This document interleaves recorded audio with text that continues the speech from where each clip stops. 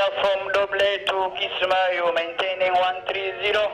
with the 5-6 on board. ETA Kismayo 0839. 5 young Mike India Sierra from Doble to Kismayo, maintaining flight level 130, estimate mine 0830. halkan waa garoonka diyaaradaha ee magaalada Kismaayo waxaana uu kamid yahay garoomada ugu waaweyn dalka Soomaaliya waxa uu magaalada Kismaayo u jiraa 12 kilomitir sanadihii u dambeeyay garoonka waxa ka soconayay dayactir dhinacyo fara badan ah kuwaasi oo ah dib u dhis iyo dayactir lagu sameeyo dhammaan qaybaha uu ka kooban yahay garoonka diyaaradaha ee magaalada Kismaayo Cabdullaahi Aadan Maxamuud Jagadon waa maareeyaha garoonka diyaaradaha ee magaalada Kismaayo waxa uu wareysi gaar ah siiyay telefishinka caalamiga ee SAB waxaana uu uga waramay sanadkan sii dhamaanaya sanada 2018 waxyaabihii u qabsoomay iyo waxyaabaha ay rajeynayaan in ay ku soo kordhiyaan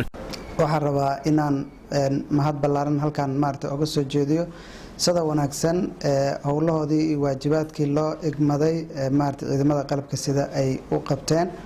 taas ayaa suurtagelisay guud ahaan howlaha badan ee horumarka muuqda maanta aad arkaysaan in aan gaarno qalab casri ah oo dhanka baaritaanka dadka passengerka iyo qalabkooda cargoga dhamaanba lagu baaro sidoo kale oo dhanka amniga aan ku soo kordhinay ayuu leeyahay garoonka sidoo kale sanadkan gudihiisa waxa maartay dadaal badan aan gelinay inoo suurtagalay in dhalinyaro aan helno dhalinyaro Soomaaliyeed loo tababaray dhanka hagida diyaaradaha sidoo kale sanadkan gudihiisa waxa aad u kordhay duulimaadka qorshaheena 2019 sanadka cusub waxaan rajaynaynaa in uu noqdo sanadkii dhismaha ballaaran ee garoonka aan waqti badan sugaynay uu inoo hirgeli doono sidoo kale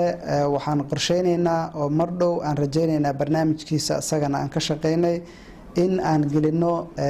layrkii ama solar systemkii maartay layr solar system ah dhanka kale mar aan wax ka weydiiyay maareeyaha garoonka diyaaradaha Cabdullaahi Aadan Maxamuud Jagadon cidda ka caawinaysa dhisida garoonka ee uu sheegay in dayactir ballaaran lagu sameeyo si habeenkii garoonka diyaaradaha ee magaalada Kismaayo uu u shaqeeyo ayaa waxa uu ku jawaabay waxa ka qayb qaadan doona kambaniyal waaweyn oo caalami ah oo khibrad u leh maartay howlaha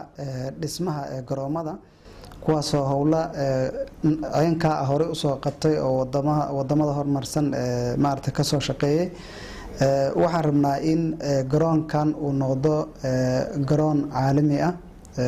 ahamiyad gaar iyo maartay si gaar shacabka Soomaaliyeed garoon ay ku tiirsan yihiin oo baahiyoodii gudaha dalka iyo dibadda wax badan ka qaban karo inuu noqdaan rajaynayna kastaba ha ahaatee garoonka diyaaradaha ee magaalada Kismaayo waxa uu ka mid yahay goobaha muhiimka u ah dowlad goboleedka Jubbaland iyadoona maamul ka helo lacaga canshuura kuwaasi oo laga qaado diyaaradaha ka duulaya iyo kuwa ku soo degaya Cabdirasaaq Awil Cali Cabdirasaaq Al Cadaala SAB TV Kismaayo